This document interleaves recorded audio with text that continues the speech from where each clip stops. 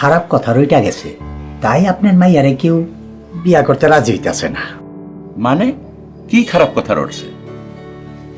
লোক মুখে বলা বলি করতেছে, গ্রামের হকগুলের মুখে শুনছি আপনার দোকানের কামলার লগে নাকি আপনার মাইয়ার সম্পর্ক। তাই থাক, আর কইতে হইব না। এসব আজগুবি কথা কে রটায়? আজকবি কথা কইেন না ভাইজান, যাহা রটে তাহা একটু হইলেও ঘটে। ধুরো মিয়া, তুমি তো দেখছি আমার মাইয়ার বদনাম করতে আইছো। ভাইজান, আমি তো আইছিলাম আপনার মাইয়ার বিয়া ঠিক করতে, কিন্তু আপনার মাইয়ারও তো কেউ বিয়া করতে রাজি হইতেছে না।